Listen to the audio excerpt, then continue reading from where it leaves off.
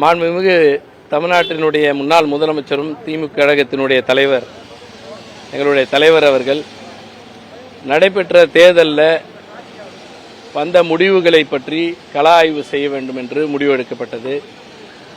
அந்த அடிப்படையில் ஈரோடு, நாமக்கல் ஆகிய 2 மாவட்டங்களில் உள்ள 14 சட்டமன்ற தொகுதிகளில் ஆய்வு செய்வதற்கான குழுவாக என்னையும் மன்னார்குடி நகரமன்ற தலைவருமான அருமை சகோதரர் மன்னை சோழராஜன் அவர்களையும் அனுப்பி வைத்திருந்தால், அந்த வகையில் நாங்கள் கடந்த மாதத்தில் 14 சட்டமன்ற தொகுதியிலும் ஆய்வினை மேற்கொண்டிருக்கோம். 14 நாட்கள்.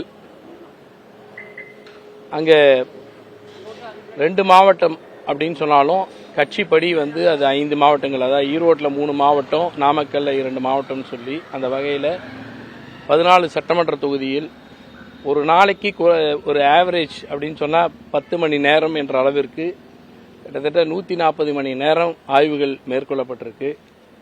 அதில் நாங்கள் பல வகையில் மக்களை சந்தித்தோம்.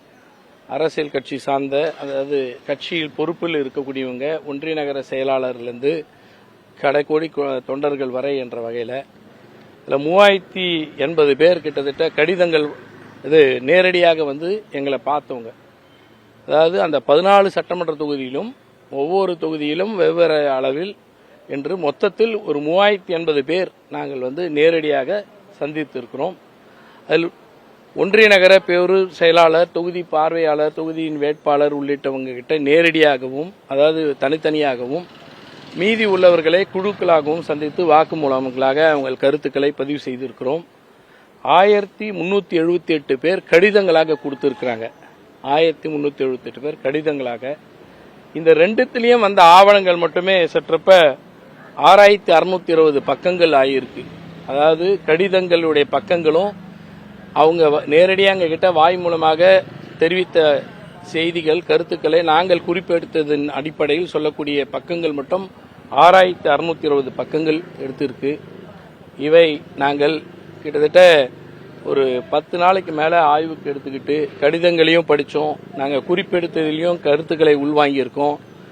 அதற்கு மட்டுமே சற்றப்ப 160 மணி நேரத்தை நாங்கள் செலவு செய்து ஒரு 500 பக்கத்துக்கு, அதாவது 476 பக்கம் கொண்ட அறிக்கை, 14 சட்டமன்ற தொகுதிக்கும் தனித்தனியான அறிக்கையாக, அந்த அறிக்கைகளுடைய பக்கங்கள் மட்டும் 476 பக்கங்கள் கொண்ட அறிக்கையை தலைவரிடம் இன்றைக்கு வழங்கியிருக்கிறோம். ஒரு சுருக்க அறிக்கையாகவும் ஒரு 25 பக்கம் கொண்ட சுருக்க அறிக்கையையும் தனியாக மொத்தமாக சேர்த்து அதையும் கொடுத்திருக்கிறோம். சார், நீங்க மக்களை நேராக தொண்டர்களை பார்த்தீங்க, நிர்வாகிகளை பார்த்தீங்க, எதிர்பார்த்த வெற்றி கிடைக்கல. அதுக்கு காரணம் அவங்க என்ன சொல்றாங்க? பெரும்பான்மையா அந்த கருத்துக்கள் என்ன?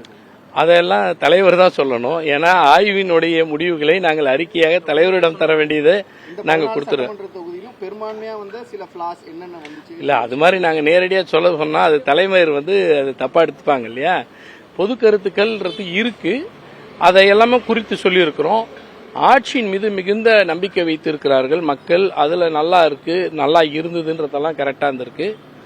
பல்வேறு காரணங்கள் சொல்றாங்க. அதுல குறிப்பிட்ட காரணங்கள் அதாவது இளைஞர்களிடம் பரவிய அந்த சமூக வலைதளங்களில் ஏற்பட்ட அந்த தாக்கம் என்பது அது குடும்பங்கள் வரையிலும் பரவி இருக்கிறது என்ற கருத்து சொல்லப்பட்டிருக்கிறது. அவங்க புரிந்து சொன்னாங்களா, தெரிந்து சொன்னாங்களா, அது உள்வாங்கி சொன்னார்களா என்றதெல்லாம் அல்ல, தெரிந்தோ தெரியாமலையோ அந்த பரப்புரை வந்திருக்குன்றது ஒன்று. கடைசி 3 நாட்கள் 4 நாட்களுக்கு முன்பு வரையிலும் அது பற்றின செய்திகள் பெரிய அளவில் பேசப்படவில்லை என்ற செய்தியும் உண்டு. கடைசி 4 நாட்களுக்குள்ளாகத்தான் இந்த பிரச்சாரமே மாறி இருந்திருக்கிறது. அதுவரையில் திமுகவினுடைய ஆதரவு நிலை சூழல்கள் நல்லா இருந்ததுன்றத அவங்க தெளிவாக சொல்லியிருக்காங்க. இன்னும் சில இடங்கள்ல அதாவது கூட்டணி கட்சிகள் சில இடங்களில் அவர்கள் நிறுத்திய வேட்பாளர்கள் அது அந்த தொகுதிக்கு ஏற்ற வகையில் அமையாதது கூட சில இடங்கள்ல காரணமாக அமைந்திருக்கிறது. வெளியூர் வேட்பாளரை கொண்டு நிறுத்தினாங்க, அதனால எங்களுக்கு முடியல. ஒரு உதாரணத்துக்கு ஈரோடு கிழக்கு பாத்தீங்கன்னா காங்கிரஸ் கட்சி வேட்பாளர் அவர் திருப்பூரை சேர்ந்தவர், வெளியில நின்னார். ஸோ அது எடுபடல. அதே போல மதிமுக சார்பாக செந்தில்நாதன் நிறுத்தப்பட்டது முடக்குறிச்சியில், அவரும் வெளியூர்க்காரு. அந்த மாதிரி விஷயங்கள் எல்லாமும் அந்தந்த ஊர்களில் சொல்லப்பட்டிருக்கிறது. பொதுவாக இளைஞர்களுக்கு அதிக அளவில் இனி வருகிற காலங்களில் கழகத்தில் கட்சியில் அதிக பொறுப்புகளை வழங்க வேண்டும் என்ற கோரிக்கையும் மேலோங்கி இருக்கிறது. இளைஞர்களுக்கு பெரும்பாலும் வாய்ப்பு கொடுக்குற குற்றச்சாட்டு வந்து சரியா 70 வயசு 80 வயசு வேட்பாளர் கொடுத்தாங்க, இளைஞடியோ இளைஞர்களுக்கோ யாருமே இல்ல அந்த மாதிரி குறிப்பில்லை, பொதுவாகவே அது உள்ளாட்சியாக இருக்கட்டும் எல்லா நிலையிலும் அதெல்லாம் விட வேட்பாளர்கள்ன்றதை விட கட்சி பொறுப்புகளில் அதிகமாக இளையவர்களுக்கு தர வேண்டும் என்ற கோரிக்கை வந்திருக்கு. அது உண்மை, அதுவும் தலைவர் குறிப்பெடுத்திருக்காங்க.